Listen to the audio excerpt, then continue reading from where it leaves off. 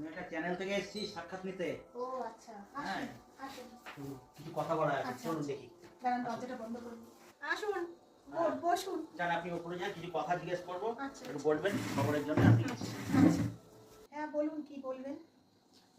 আমি একটা চ্যানেল থেকে এসেছি, কিছু কথা জিজ্ঞেস করবো, কিছু সাক্ষাৎ নিতে এসেছি। তা আপনি ঘোমটা দিয়ে আছেন কেন?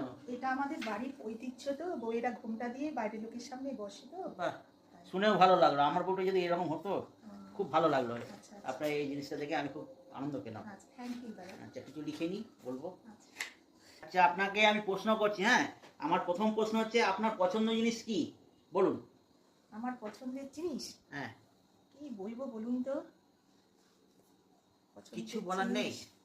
আপনার? আসলে আমার পছন্দের জিনিস হচ্ছে আমার বরের সাথে ঝগড়া করা। কেন বলুন? আসলে কি বলুন তো, আমার পছন্দের জিনিস হচ্ছে আমার বরের সাথে ঝগড়া করা। কি বলুন তো, 3 দিন না খেয়ে থাকবো কিন্তু বরের সাথে ঝগড়া না করে থাকতে পারবো না। এটাই আমার খুব পছন্দের জিনিস। বাবারে, এ আবার কি কথা? বরের সাথে ঝগড়া করা, এ তো আমি শুনিনি। বাহ। আর দ্বিতীয় প্রশ্ন হবে, তো যা দেখছি তো মনে হচ্ছে আমার বউয়ের মতো মনে হচ্ছে অনেকটা। আমার বউ তো ঝগড়া ছাড়া পারে না। আচ্ছা, আপনার নামটা বলুন তো কি? ও, আমার নামটা চিনতে পারছো না? এবার এই চিনতে যে, পেরেছো? এই হ্যাঁ, এইখানে। চিনতে পেরেছো? উড়ি বাবারে।